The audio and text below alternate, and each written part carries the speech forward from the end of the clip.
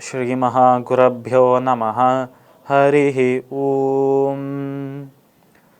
सदाशिवसमारम्भां शङ्कराचार्यमध्यमाम् अस्मदाचार्यपर्यन्तां वन्दे गुरुपरम्परां।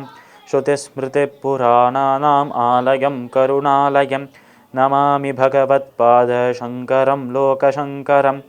अपारकरुणासिन्धुं ज्ञानदं शान्तरूपिणं श्रीचन्द्रशेखरगुरुं प्रणमामि मुदान्वहम्.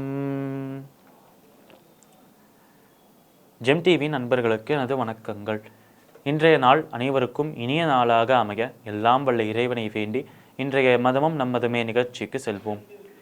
இன்னைக்கு நம்ம ஸ்ரீமத் பகவத்கீதையிலிருந்து ஒரு ஸ்லோகத்தை விரிவான விளக்கத்துடன் பார்ப்போம். இஹைகஸ்தம் ஜகத்கிருத்ஸ்னம் பஷ்யாத்ய சசராச்சரம் மம தேஹே குடாகேஷ யச்சான் யத்ரஷ்டுமச்சமிச்சசி.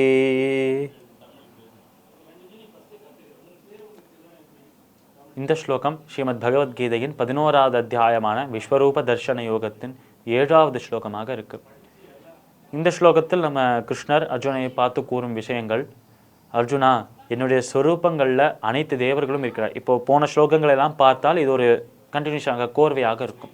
அப்போ போன ஸ்லோகத்திலேருந்து நம்ம கிருஷ்ணர் அர்ஜுனை பார்த்து சொல்லிட்டு வர விஷயங்கள் எல்லாத்தையுமே பார்த்தோம் என்றால், அர்ஜுனா, என்னுடைய திவ்யமான அந்த சுரூபத்தை, என்னுடைய மங்களம் தரக்கூடிய அந்த சுரூபத்தை, இந்த சுரூபத்தை பார்த்து தேவர்களும் அஞ்சுகிறார்களோ, தேவர்களும் கைகூப்பி பயத்தால் கை வணங்குகிறார்களோ, அப்படி ராட்சசர்கள் கூட பார்த்து அஞ்சுகிறார்களோ, மனதுக்குள்ள பயம் வர்றதோ, பேர்பட்ட அந்த சுரூபத்தை, ரொம்ப அகோரமான அந்த ஒரு சுரூபத்தை உனக்கு காட்டுகிறேன். என்னுடைய சுரூபம் நூற்றுக்கணக்காக ஆயிரக்கணக்காக இருக்கிறது. இப்படி நூற்றுக்கணக்கான ஆயிரக்கணக்கான சுரூபங்கள் ஒவ்வொன்றும் ஒவ்வொரு நிறத்தில், ஒவ்வொரு ஆடை அணிந்து கொண்டு, ஒவ்வொரு ஆவரணத்துடன் ஒவ்வொரு விதத்தில் இருக்கிறது. அப்படி ஒன்றத்துக்கு ஒன்று முற்றிலும் வேறுபட்ட சுரூபங்களை உனக்கு காட்டுகிறேன், அதை பார். இந்த சுரூபங்களில் தான், இந்த விஸ்வரூபம் என்கிற என்னுடைய இந்த விராட் சுரூபத்தில் தான் அனைத்து விதமான தேவர்களும் இருக்கிறார்கள். அதனால் இந்த சுரூபத்தை வணங்கினால் அனைத்து தேவர்களை வணங்கிய பலனும் கிடைக்கும் என்றும் சொன்னார். இப்படி அனைத்து தேவர்களும் தன்னுடைய சொரூபத்துக்குள்ளே அடக்கியிருக்கார் என்றால் சொரூபத்திற்கு இன்னொரு பெயர் ஆகாரம் என்று சொல்வார். ஆனால் மகாகாரம் உடையவராக, மகாஸ்வரூபத்தை உடையவராக இருக்கிறார். இந்த சொரூபத்தை தான் மகாஸ்வரூபம் என்று அழைப்பார். அப்படி நம்மளோட மனிதர்களின் அந்த ஒரு கற்பனைக்கு எட்டாத அளவுக்கு ஒரு ரொம்ப நீளமாக சுரூபமாகவும் ஆழமான சுரூபமாகவும் இருப்பது அந்த விஸ்வரூபம். அதனால தான் நம்ம அர்ஜுனர் அவர் இவ்வளோ விஷயங்களையும் பகவத்கீதையில் பேசிட்டு வரார். ஆனால் அந்த விஸ்வரூபத்தை பற்றி சொல்லும்போது மட்டும் அவர் வாய் திணற ஆரம்பிக்கிறதாம். என்றால் அந்த ரூபத்தை வர்ணிக்கிறதற்கு நம்ம அர்ஜுனருக்கே அவ்வளோ ஞானம் இல்லாமல் போய்விடுகிறது. அப்படி யாருக்குமே எட்டாத ஒரு சுரூபம், யாருமே புரிந்து கொள்ள முடியாத ஒரு சுரூபமாக அந்த விஸ்வரூபம் இருக்குது.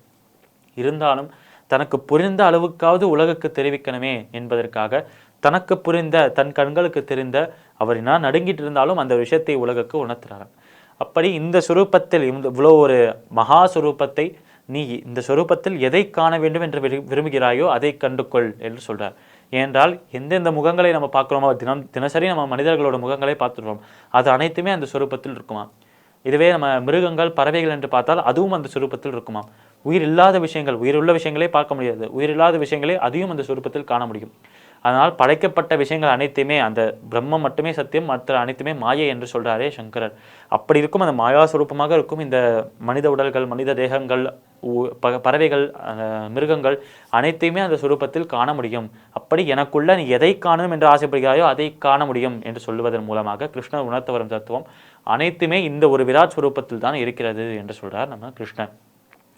ஸ்ரீமத் பகவத்கீதையின் 11வது அத்தியாயமான விஸ்வரூப தர்ஷன யோகத்தின் 7வது ஸ்லோகத்திற்குண்டான விளக்கம் இதுவே. மீண்டும் நாளை சந்திப்போம். நன்றி, வணக்கம்.